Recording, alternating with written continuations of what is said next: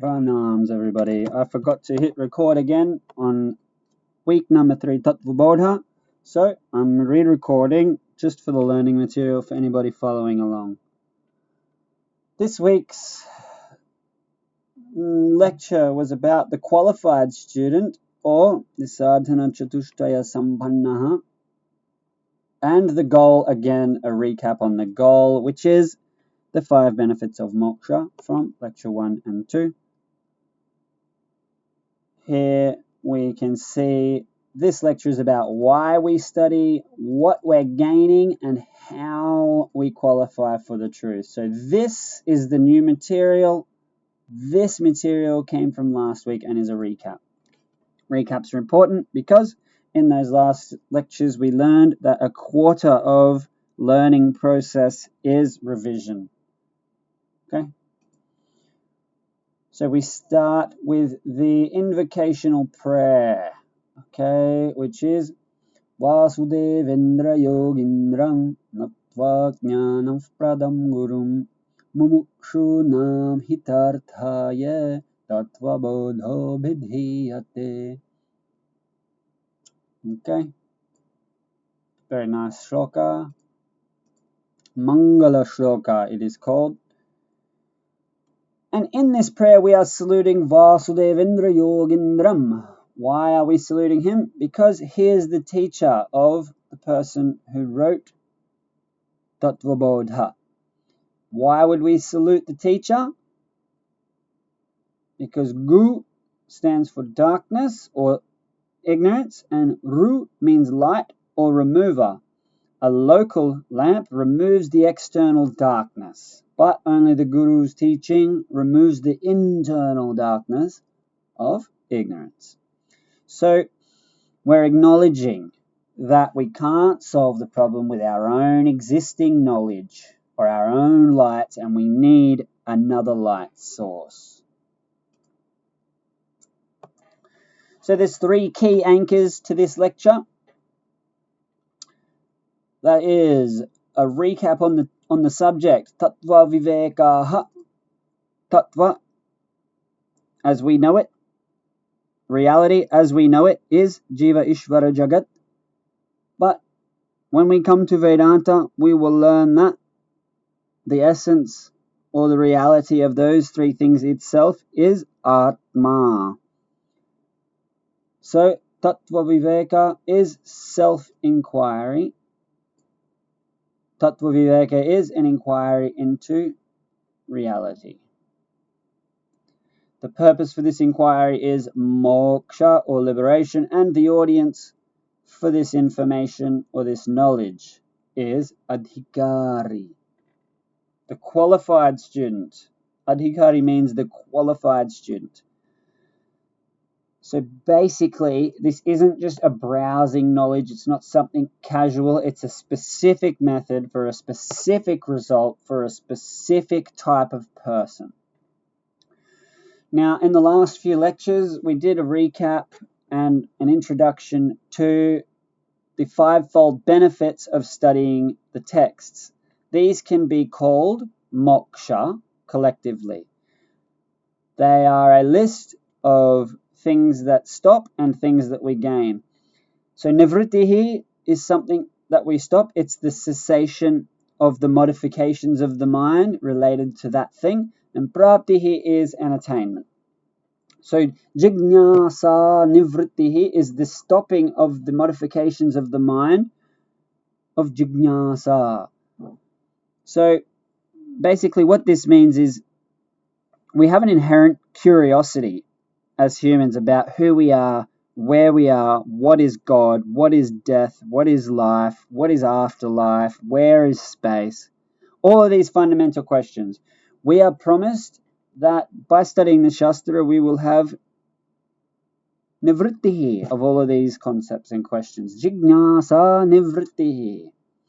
Vidya ananda praptihi. So in the last lectures, Swami was demonstrating how knowledge itself can be a source of happiness. And he gave an example of a scientist. When they realize things or when they discover things such as E equals mc squared or other things like gravity and, things about black holes and stuff, they have these moments. And there was an example where one scientist said eureka when he worked something out, and he ran around ecstatic, absolutely in ecstasy, really happy with the knowledge, with the thing that he had learned. So Ananda can come from Vidya, and this knowledge is the knowledge of everything. So it's the knowledge of reality, so it's the highest type of knowledge. It's indigenous, meaning it's in us, it's indigenous to me, it's not outside, so I can tap it whenever I want. Karpanya nivrittihi, independence from worldly dependence. So we depend on the world for happiness. We depend on a car and a boat and a house and a family. Karpanya nivrittihi means we rely on our indigenous happiness rather than relying on the world and being dependent. Aghata nivrittihi, emotional resilience or a shock absorber.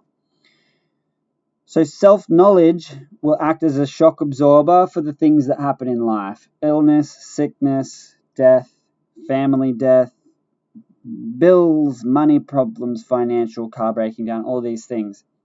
We'll have an emotional resilience against these things. They won't upset us in the way that they used to. When we take a shock or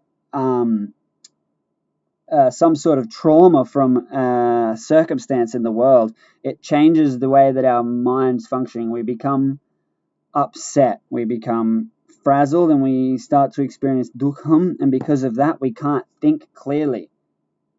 Okay, so having knowledge will stop that shock absorber, and this rolls into point number 5, dakshata praptihi. Because of that absorbed shock, now we can think properly. We have efficiency and we have proficiency.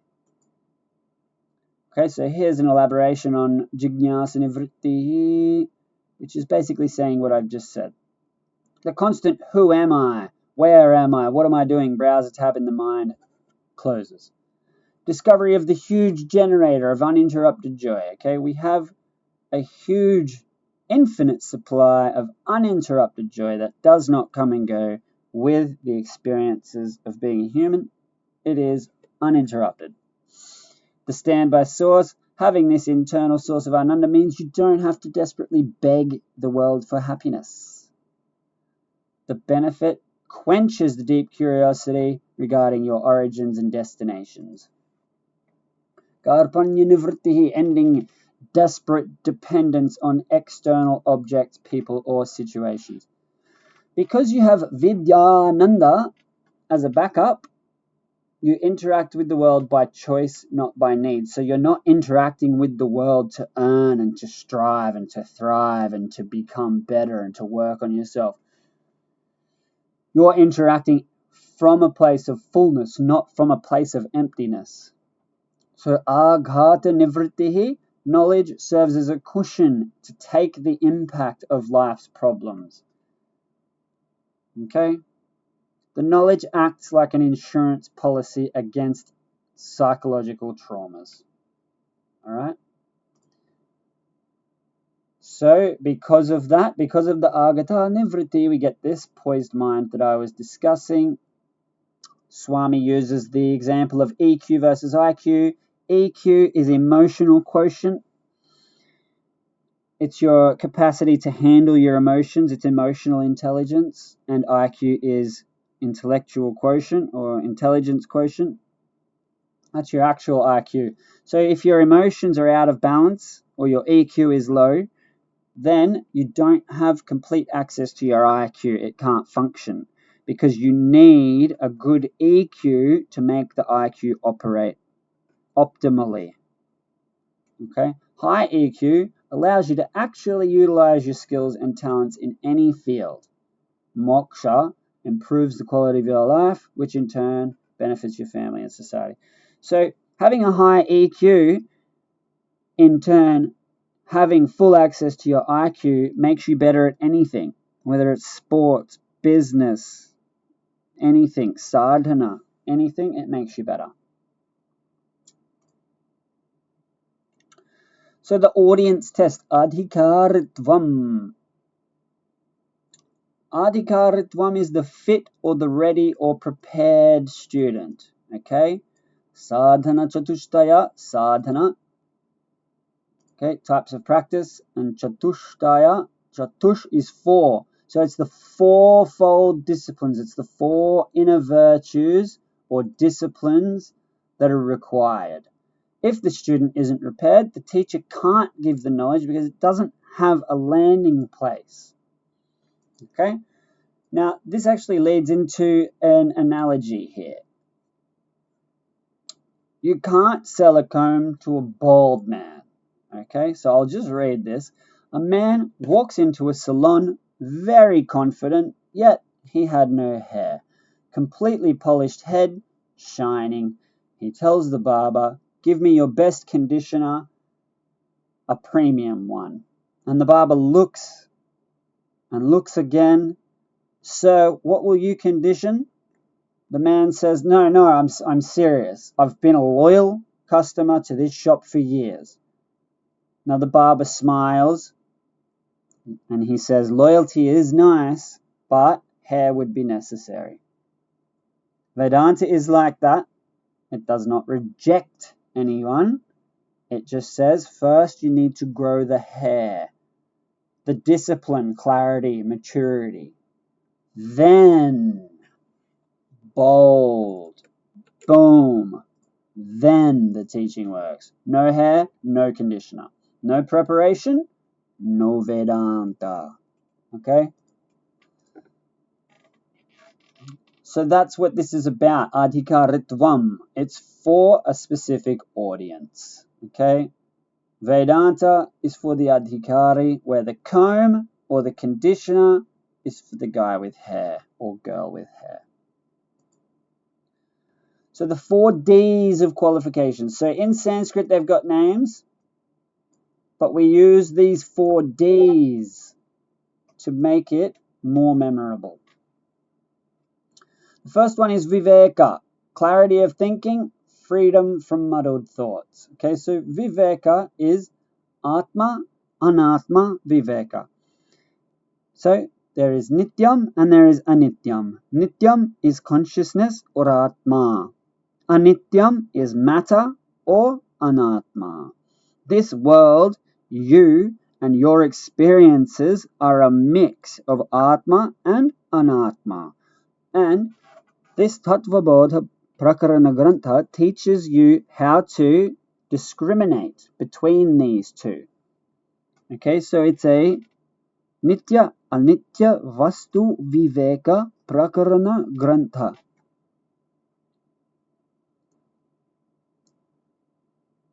So that's Viveka.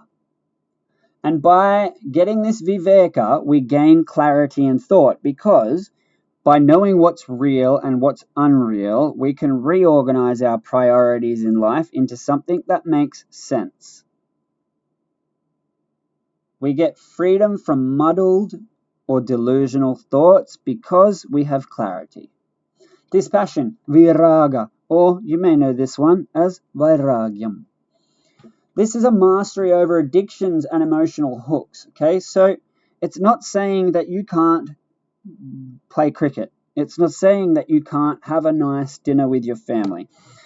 Some schools will completely reject material world. They completely reject Vishaya Ananda, or happiness coming from material objects. I have heard a story of a sadhu who was walking through India and he was offered some sweets or something, and he said no and he rejected it. When he was asked why, he said it's because he doesn't want to develop any attachments, even if it's just some subtle one. But that is still not mastery, is it? He is very good at saying yes or no, but he is not free in the presence of yes or no. So that we can't call that freedom. He should be able to say yes or no either without any attachment. That's the trick. Okay, so no emotional hooks and no addictions. You have hobbies, you have things that you do, but they're dharmic. They're dharmic and they're non-addictive. They don't affect you with or without their presence. Discipline, Shatka Sampati.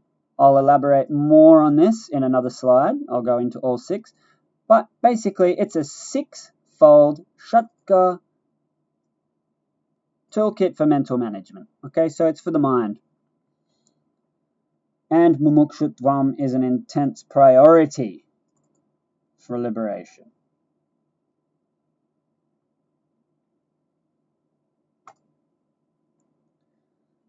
So here, Viveka is being elaborated upon. Discrimination between the permanent, the nityam, and the impermanent, the nityam. The only permanent is Brahman, the limitless, all-pervading entity that is eternal, nityam. The impermanent world, literally everything else, the body, mind, stars, and the sun, eventually all collapse and change. Okay, so there's 2 things, nityam, and anityam. Nityam is Brahman. Anityam, literally everything else. And the unintelligent expectation that we have is that we seek permanent happiness from the impermanent things. So we're seeking nitya ananda, permanent happiness, from anityam vishaya, impermanent objects.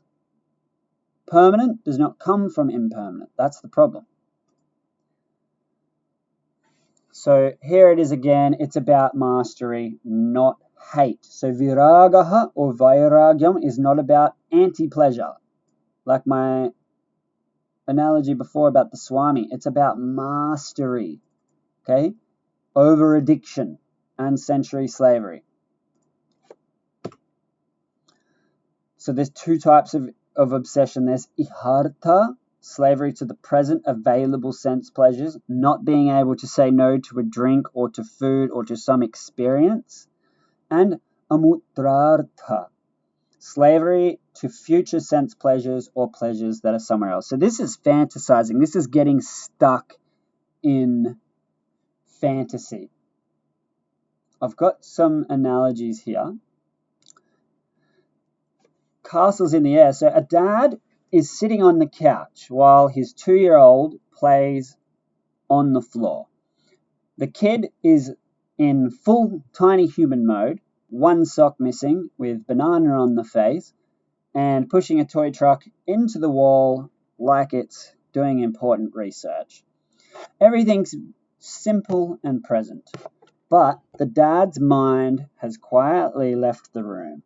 He's imagining the kid at 25, graduation robes and a big job, proud speech, and then the mind upgrades it. No, wait, CEO. And then it upgrades it again. No, global tour, fancy photos, my son saying, "Dad, you were right about everything."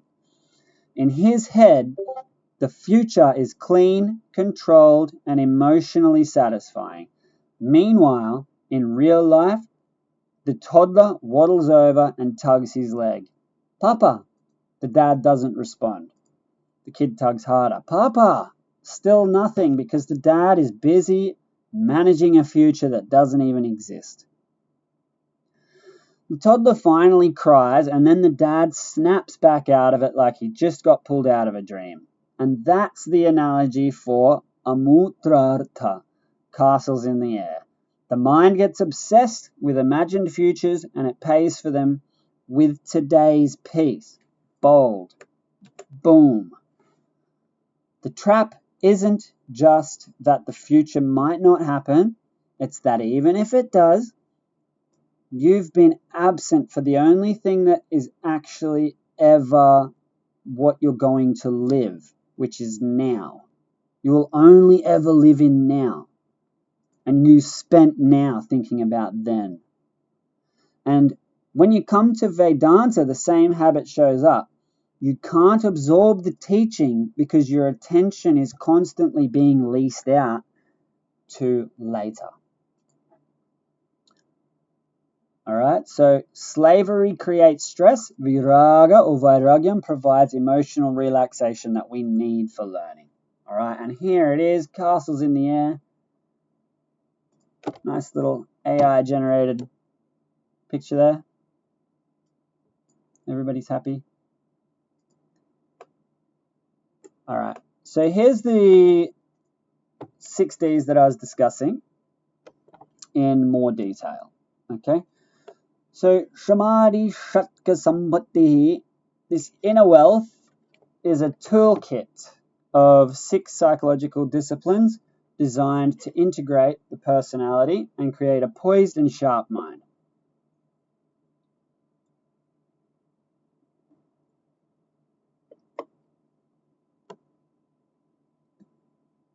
Shamaha. Shamaha is the ability to govern the mind's internal direction. So you're able to tell your mind where to go. It's ensuring that the thoughts are focused on the study rather than drifting into mechanical or habitual distractions. So Shama is when you're trying to study or you're trying to meditate and thoughts keep popping up into your head.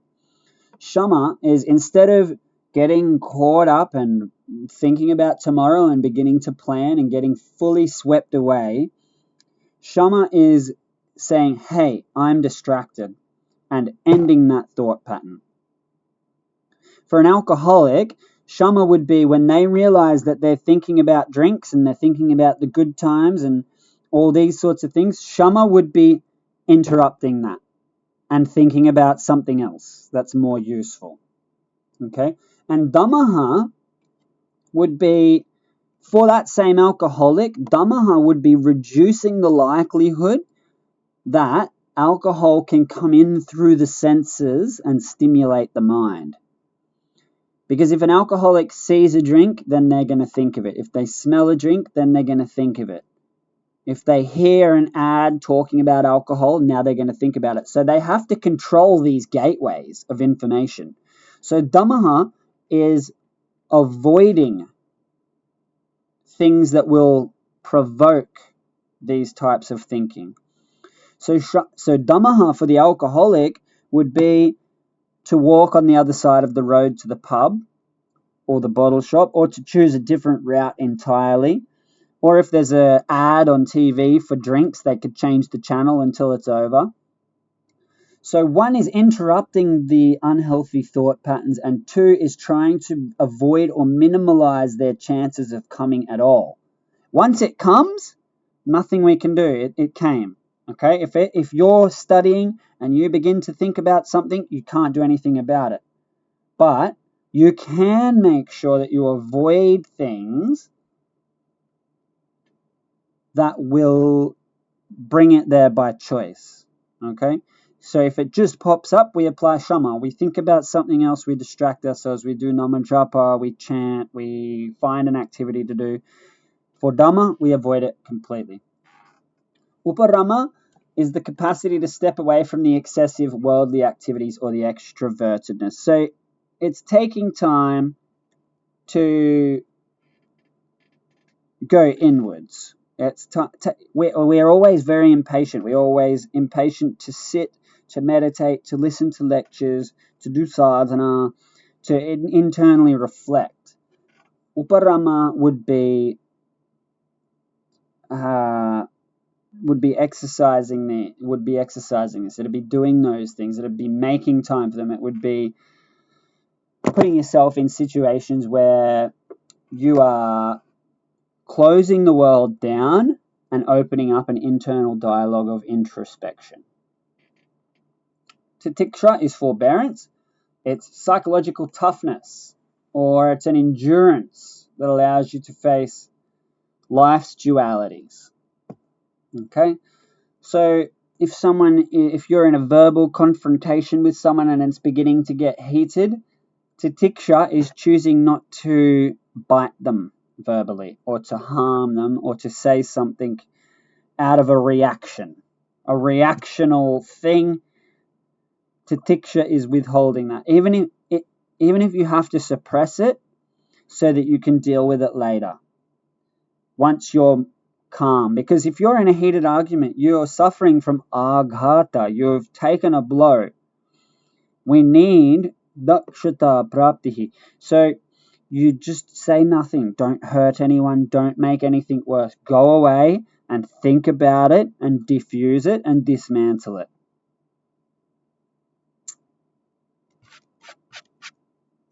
Okay, so that's titiksha. It's forbearance or endurance to face the difficulties of life so that you don't react. Because they come as a thought, then their speech, and then their actions. If they just stay at the mind, you don't relearn them as much. If you think about it and then you speak it, and then that leads to more actions, you're reinforcing it. Whereas if you interrupt that and then go home and apply the treatment, you can slowly reduce it and undo it and pluck it at its root. So Shraddha, trust. So this is a preliminary trust. It's a preliminary faith. It is not blind faith. It is an open-mindedness towards the words of the teacher and the scriptures until the truth is personally experienced or verified. So it's listening to the guru, and every single little thing they say, you don't think, oh, you said this here, but in another text you said this, and then assuming there's a contradiction. It's saying, last time Swami said this, but now he's saying this. There's a problem with my understanding. It's not assuming that there is going to be faults for you to find. It's assuming that any fault you've found is within you. But only long enough until you get that direct experience. We never, ever, ever ask for blind faith. We are not faith-based. And, pardon me, samadhanam, the single pointedness of the mind that keeps it anchored on the goal of liberation without being scattered by secondary interests. Okay? So we can stay focused on liberation. We have viveka, we have vairagyam, we have practiced shamadama. The mind doesn't wander around, it's not scattered, it's not divided, it's anchored, it's got one direction, it knows what's important, and there's nothing else there to distract it. It's single-pointed. It can do a single job without any other dialogue interrupting it. Okay? So that is the sixfold disciplines. That is the sixfold disciplines, and that is the end of that lecture. I have some flashcards I'd like to just quickly go through. The text says the Guru is Jnana-prada. What exactly is being given here? Information, experience, or a removal? Explain the model in one sentence. So is the Guru giving us information? Is he teaching us how to have an experience, or is he removing something?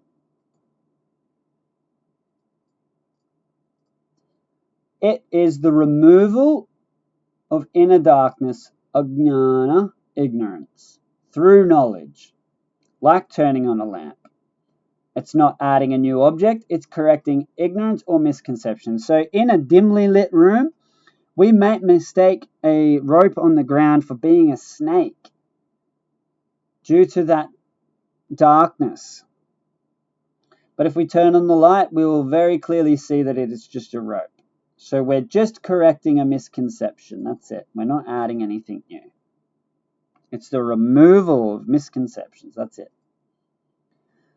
The author does what, why, and for whom before details. If you had to argue why that ordering matters psychologically, what would be the reason?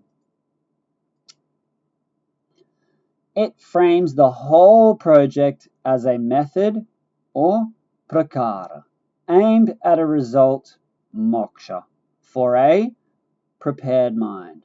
So the student doesn't treat it like trivia, entertainment, or debate material, okay?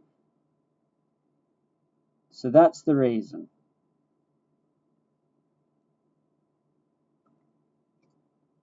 The lecture says ignorance is not the main havoc. Error is worse. Give an example of error, not ignorance, that would create suffering even in a smart person. Expecting permanence from an impermanent source.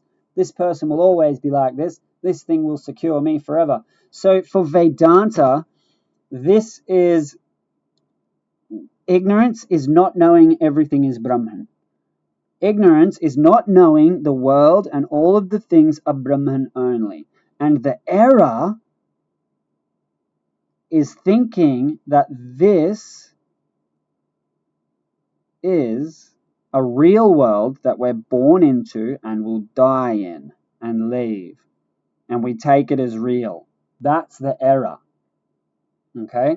So ignorance, not knowing this is all Brahman, it's not that big deal. In deep sleep, we're completely ignorant. We have no experiencer and no experienced. There's no object and there's no one watching. It's completely non-dual. So that's complete ignorance. There's no problem there. The problem with ignorance is the error that comes with it. Okay? Moksha is described as 5 benefits. Which one is the most anti-fragile?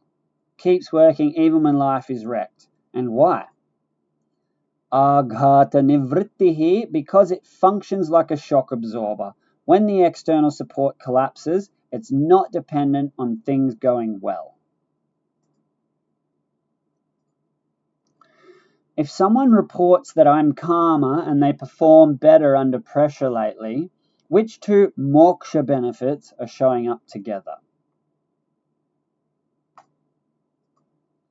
Aghata nivrittihi and akshata praptihi.